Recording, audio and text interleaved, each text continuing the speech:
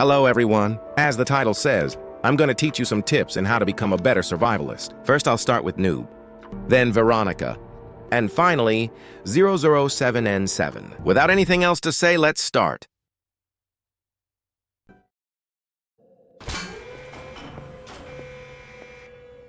To begin with, Noob is made to help you mostly. The abilities Noob has only benefit you, no one else. Due to the abilities only being able to help you, it's very important for you to complete generators.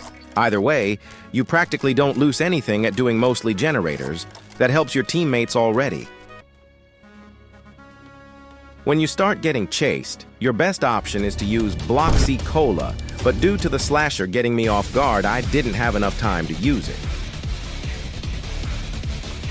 As you see, I ran out of stamina here and decided to use Slate Skin because it practically makes you immune to anything and also recovers stamina. Though I recommend you using it as a last resort because the killer could easily predict you sometimes. Looping as a survivor is a good strategy, though you have to be careful not to mess it up. Slasher should be an easy killer to loop, but if it's like a milestone 4, then you have to not mess up or else you're getting slimed out. As you see here, I have a nice distance away from the slasher, which should be enough to let me use the Bloxy Cola and give me a big advantage.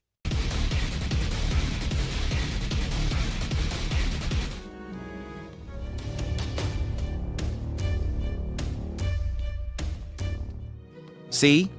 Using a Bloxy Cola will give you an advantage most of the times. It also helped me recover a lot of stamina. If you can always try using the help of your teammates. For example, here I ran out of abilities, but thankfully a builder man built a sentry nearby. Well, it really didn't help a lot, and I ran out of stamina too. Here I thought I was gonna die, but no, I managed to juke one of his abilities, and that gave me enough time to use Slate Skin. Don't always cancel your Slate Skin early. If you can, always try going for the sentries. It slows the killer until they decide to destroy it, which gives you some seconds to escape the chase. Using the Ghost Burger hides you from all of the highlighting abilities from all of the killers. Not only that, the ability lasts 10 seconds, which is very OP, in my opinion. Thankfully, we ended up winning that round.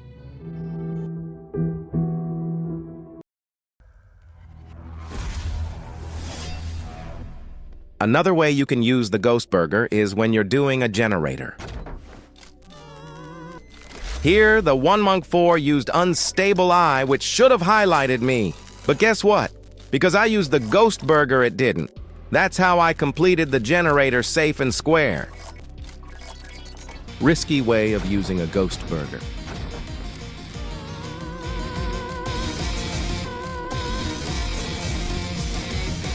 As you see, the Ghost Burger really does hide you very well. I ended up completing the generator without any problems. I just had a gut feeling he was gonna go for me, and I was right.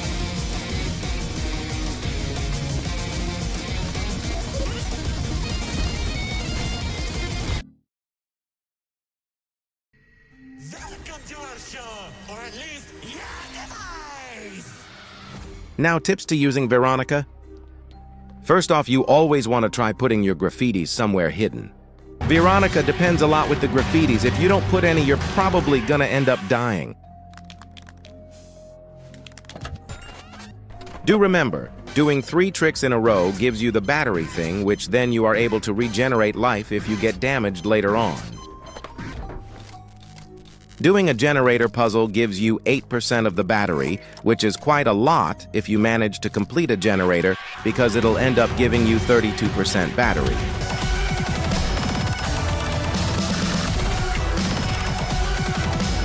Now, my mistake here was to put the graffiti in a very open space where almost everyone can see it, including the killer. I ended up not being able to use it because of that. The first graffiti managed to end up not being destroyed, which gave me the opportunity to use the ghost broadcast and escape the chase. I decided to put a graffiti here because it's well hidden, and most probably the killer is not gonna find out.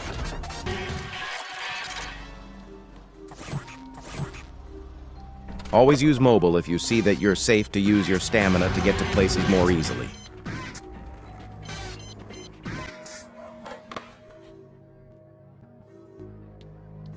I breathe in it!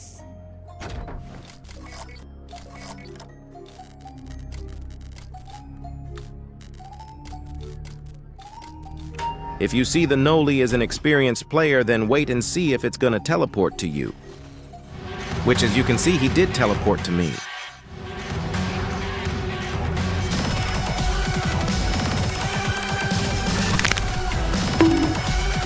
Watch this cool trick I learned on the spot.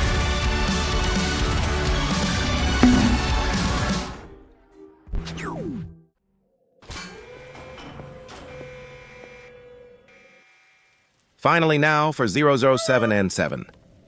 The clone ability he has can be used as a meat shield for you or for your teammates, though you have to learn how to aim it properly, which I suck at. The cool GUI can be used to teleport very far distances, either when you want to escape a chase or when you feel threatened. As you see, I teleported close to Slasher, so I ended up wasting the ability practically. Here I sent my clone to hopefully distract the Slasher, and it surprisingly worked.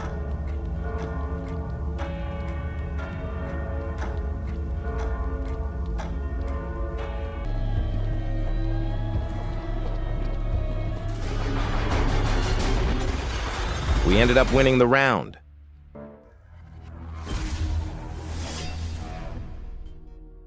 Waiting a few seconds, then doing the cool GUI, you're most probably going to be on a safe spot. See?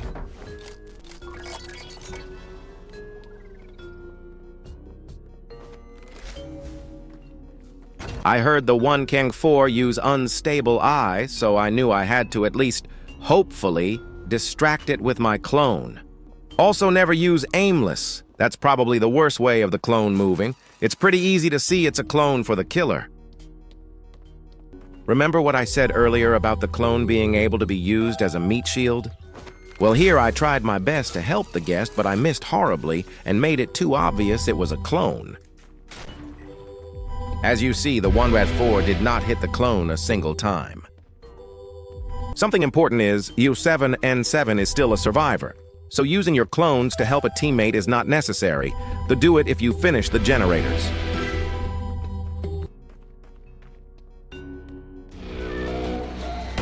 Using the cool GUI at the beginning of an LMS can be both a good and a bad thing. Here I decided to use my cool GUI because I knew the killer was coming towards where I am.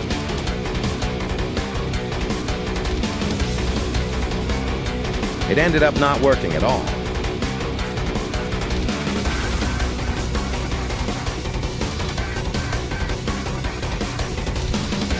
Here I tried doing the meat shield clone, but of course I ended up missing again.